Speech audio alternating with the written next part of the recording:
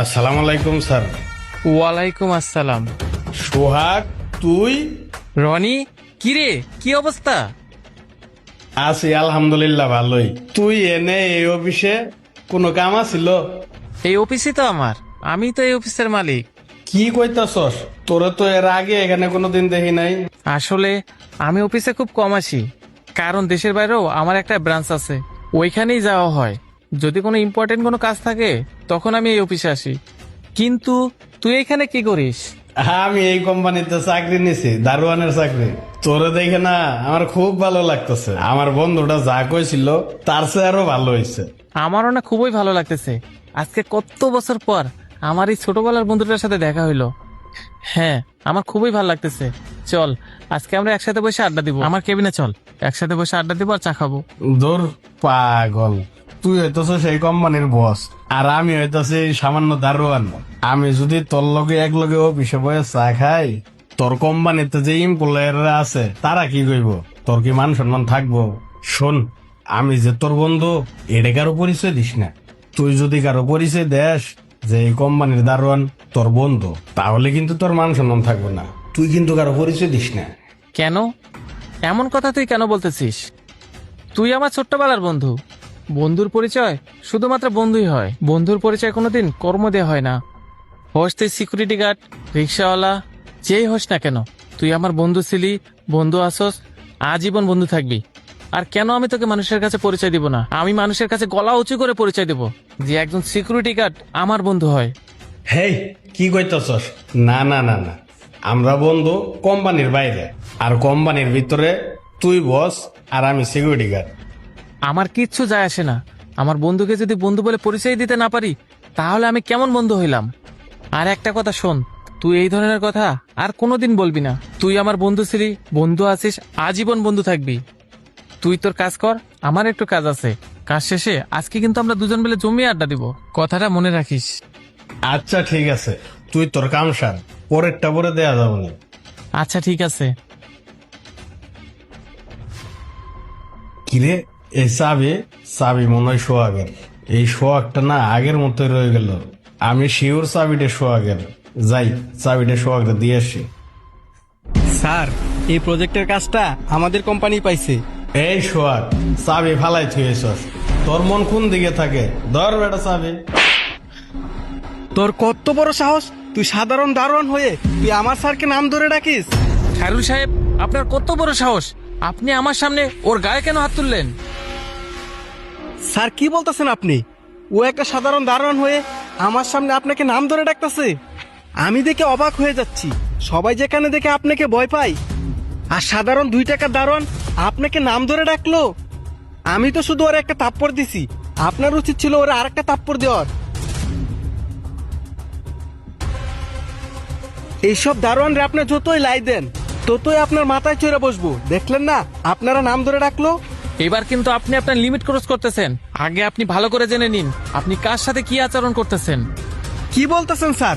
ওকে তো আমি দেখেই বুঝতাছি ও সাধারণ একটা সিকিউরিটি গার্ড। স্যার, আপনি হয়তো চিনেন না, এইসব সিকিউরিটি গার্ড রে আমার ভালো করে চিনা আছে। আজকে আপনি ওর সাথে একটু ভালোভাবে কথা বলবেন, কালকে আইসা নানান ধরনের সমস্যা দেখে আপনার কাছে টাকা চাইবো, আপনাকে ইমোশনালি ব্ল্যাকমেল করব।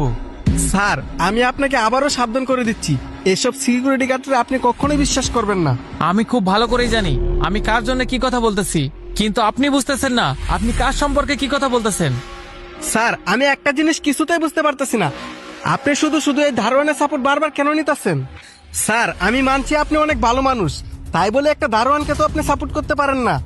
স্যার, আমি বুঝতেছি না ওর জন্য আপনি আমার সাথে এরকম ব্যবহার কেন করতেছেন। ও আপনার সাথে যে ব্যবহার করছে, আমার তো মনে হইতেছে ওরা আরেকটা থাপ্পড় মারি।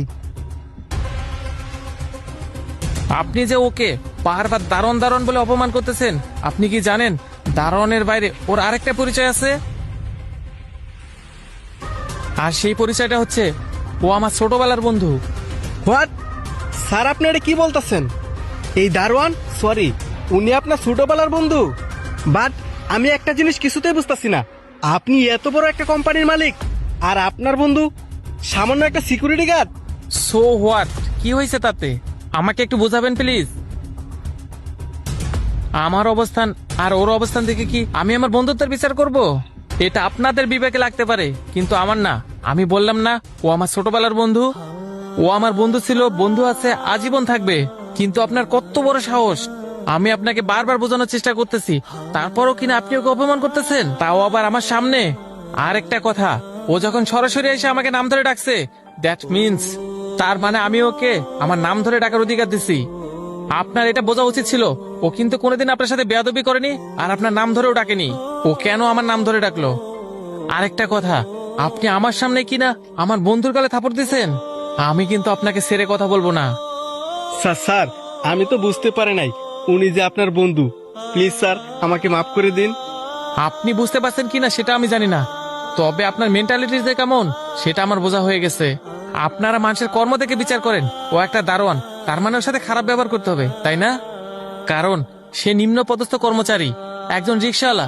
তার সাথেও আপনার খারাপ ব্যবহার করতে হবে, কারণ সে গরিব।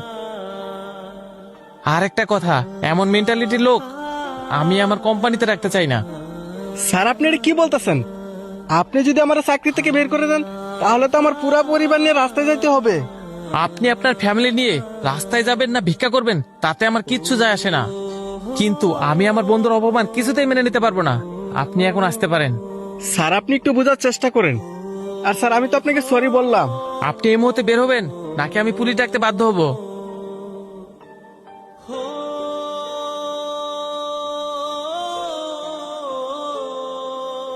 বন্ধু, তুই এটা কি করলি? আমার লাগে এত ভালো একটা কর্মচারী ছেড়ে দিলি। আরে কিচ্ছু হয় নাই। টাকা হলে ওরকম কর্মচারী হাজারটা পাওয়া যাবে, কিন্তু আমার বন্ধুর সম্মান চলে গেলে সেটা আর ফেরত পাওয়া যাবে না। আর ও তো কপাল ভালো, আমি এখনো ওর গায়ে হাত তুলি নাই। আরে তুই তো এখনো কিছু বদলাস নাই, তুই তো এই আগের মতোই রয়ে গেলি। আচ্ছা, আমরা কতদিন থেকে সিনেমা দেই না, চল আজকে সিনেমা দেখতে যাই না। আচ্ছা ঠিক আছে, তুই যে সিকিউরিটি ড্রেসটা খোল, আমি এখনই আসতেছি। আচ্ছা বন্ধু, ঠিক আছে। হ্যালো বন্ধুরা, আমাদের ভিডিওটি কেমন হয়েছে অবশ্যই একটা কমেন্ট করে জানাবেন। আর সম্পূর্ণ ভিডিওটি দেখার জন্য অসংখ্য ধন্যবাদ।